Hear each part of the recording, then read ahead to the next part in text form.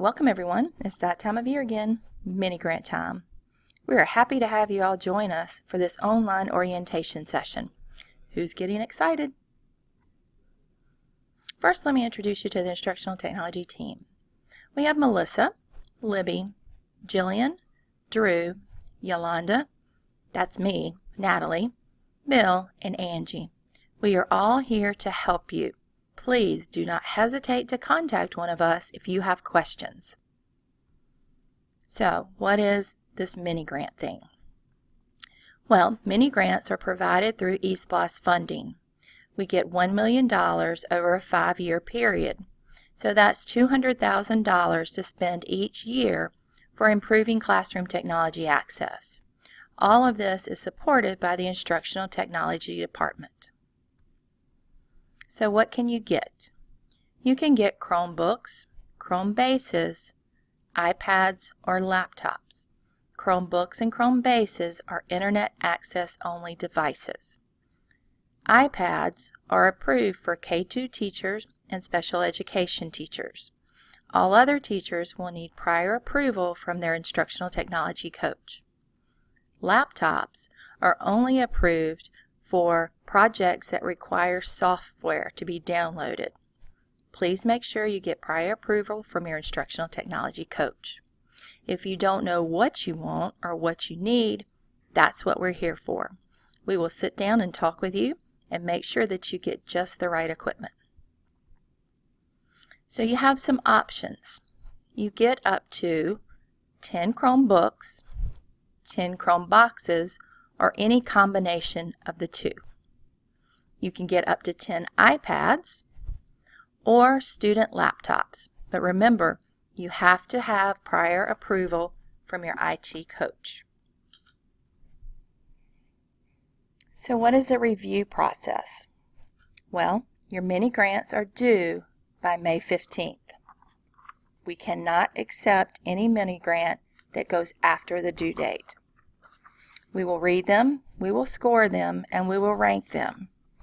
The funding will be in order of ranking, and we keep funding until we've spent all $200,000. So, what do you need to do when you're thinking about your mini grant? Where do you get ideas from? Well, we have a couple resources for you. First is the SAMR. If you haven't seen the SAMR, it's a really good model to look at. It compares using technology to a swimming pool. So in a swimming pool, the shallow end you have substitution. Basically that's where you just substitute writing that 10-page paper with paper and pencil for writing it on a computer. Same project, same outcome, just substituted the tool used to write. Then you go down into the very deep end. That's where redefinition happens. Redefinition is where you take a project and you do something with it that you could have never done before without technology. So maybe that 10-page paper is now turned into a video that is shared with students in, let's say, England. That couldn't happen without technology. So that's redefinition. Now, do you stay in the redefinition portion of the pool forever? No, you will drown and your students will drown. Think about it as swimming laps between the different areas. When you're looking at coming up with a project for your mini grant, you really don't want your project to be substitution. Make sure that you think more along the lines of, at the very least, augmentation, but get into that modification and redefinition area. If you have questions, that's when we're there to help. Just ask. All right, so the TIM is another great resource.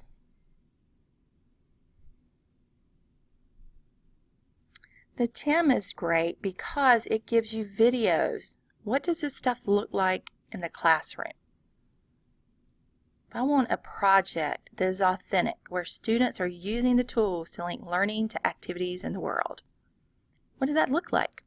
The TIM allows you to go in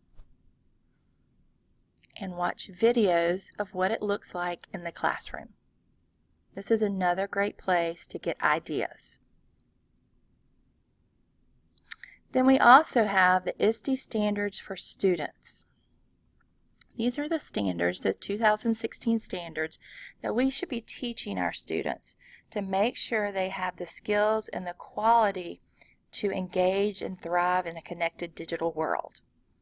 So this is a great resource to look for.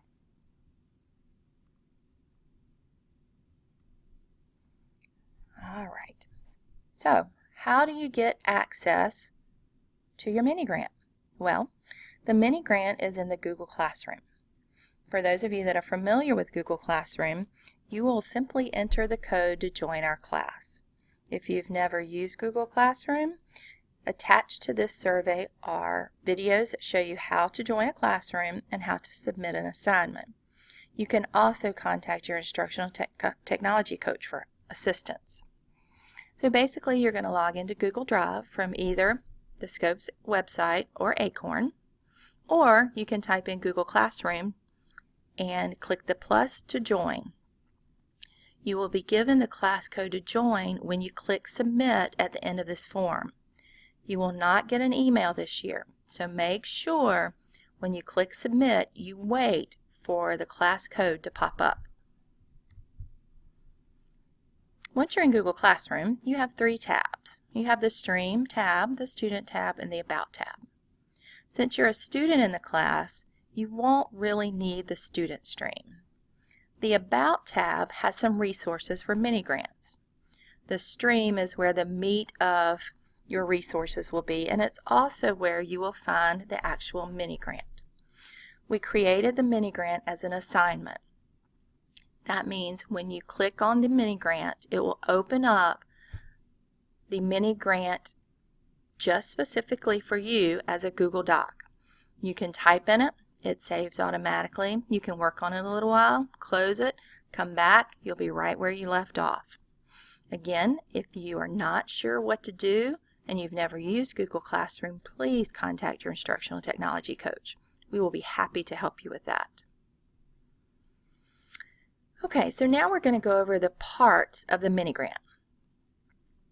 I'm going to give you some basic tips and ideas, but this is where when you meet with your instructional technology coach, you'll really talk about it and come up with a concrete plan and idea. So part 1 is your project introduction. This is where you grab us. We usually read probably about 300 mini grants each year. So this is where you really want to just make us jump up and shout, this is a one. You want to wow us. Paint a picture of your classroom, your ideas. When we read your project, we should be able to envision what you're trying to do in our head. Okay, so this is a really important piece to the mini grant. The next section is a problem statement. Okay, so this is your needs assessment. You do not have to conduct an official needs assessment to turn in, but at the same time, you should make sure that your grant is addressing a true need you have in the classroom.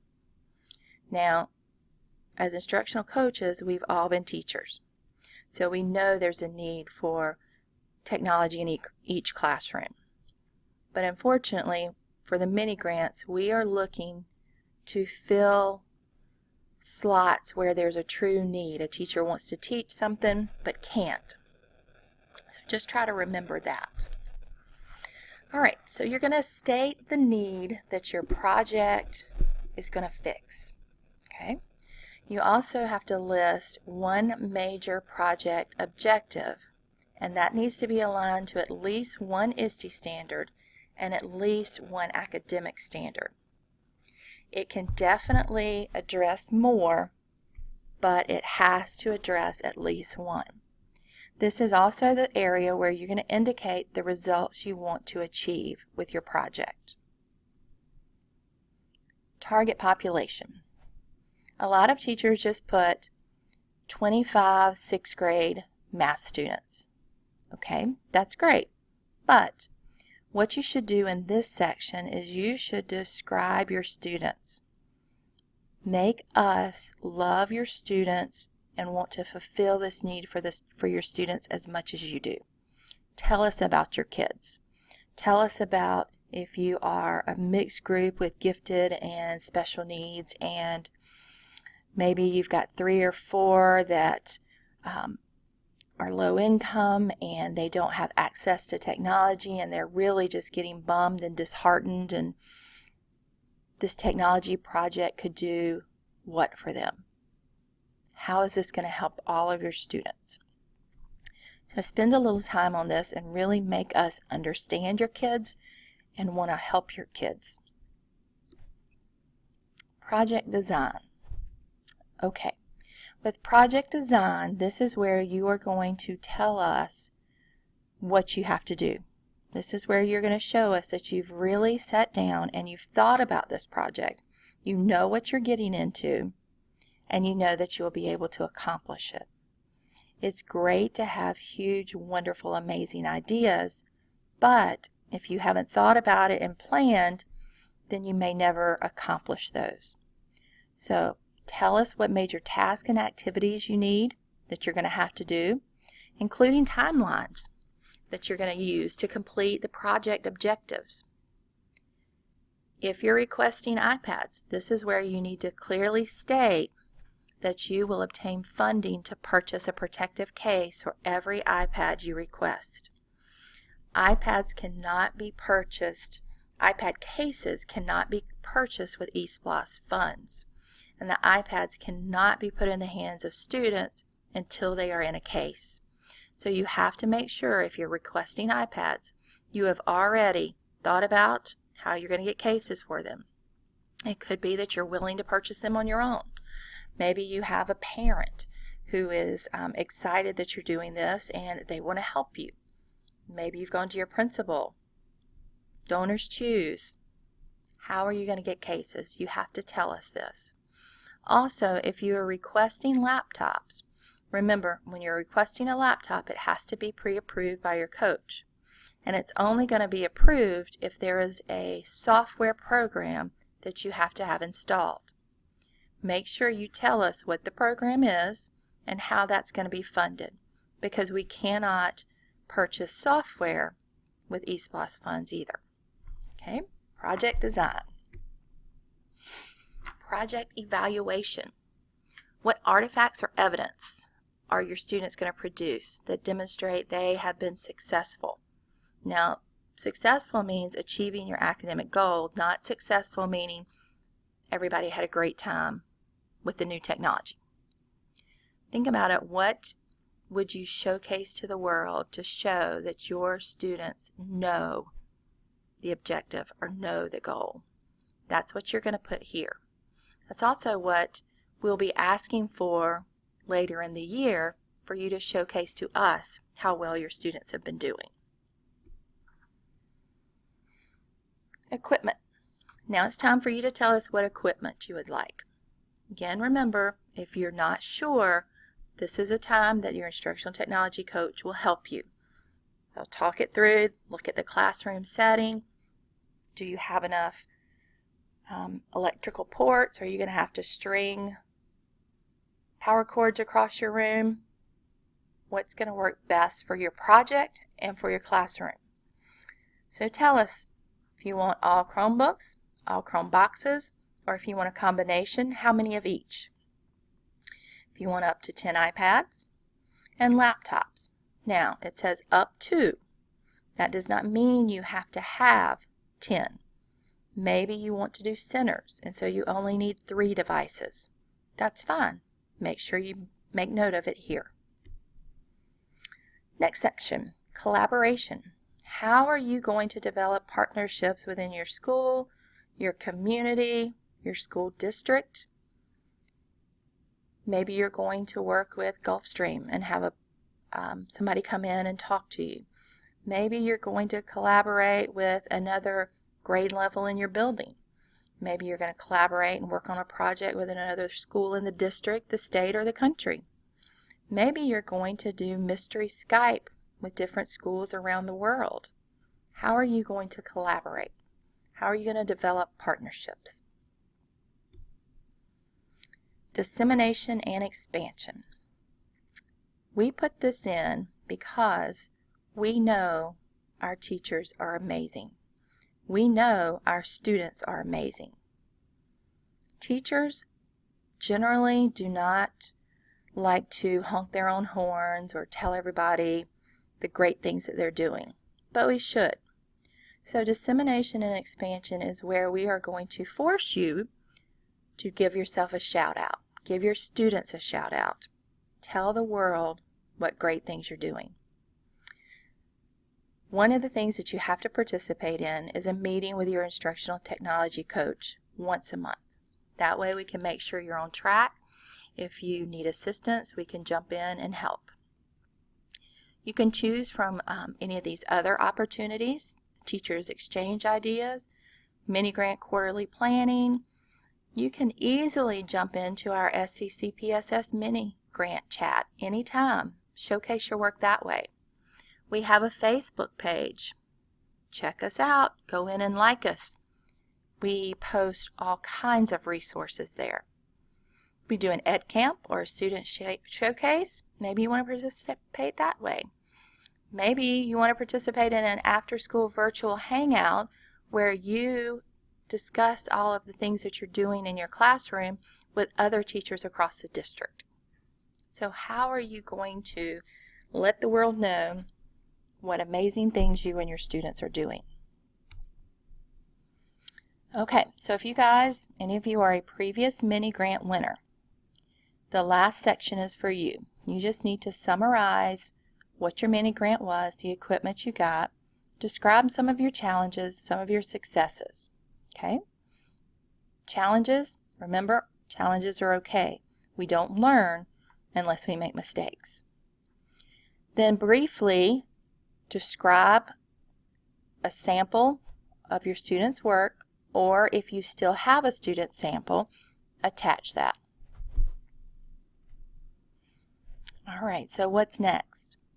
Well, you need to watch the 2 videos that come up next in this form. When you click submit, you need to pay attention and grab the class code, sign up, join the Google Classroom. Then you need to schedule a meeting with your instructional technology coach. We will be sending out links or calendars for you to start scheduling time with us. When your instructional technology coach meets with you, you will need to give them your principal signature form. And then you have to have your application submitted by Monday, May 15th, no later than 11:59 p.m. Now, will we be looking at your grants as you are working on them? No, probably not, because we are working on wrapping up the end of our year. Will we look at them if you ask? Of course we will. We will be more than happy to look at your documents and help you along. Last minute, oh my goodness, I'm not sure if I did it right. Yes, we will be awake. We will have our cell phones on that weekend. We will look at the documents. We will speak with you on the phone if you need us. But just remember, it's a weekend and we have families too. We love you guys.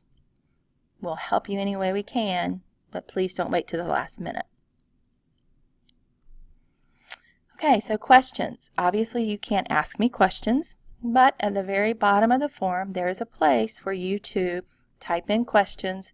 They will come to us and we will answer them for you.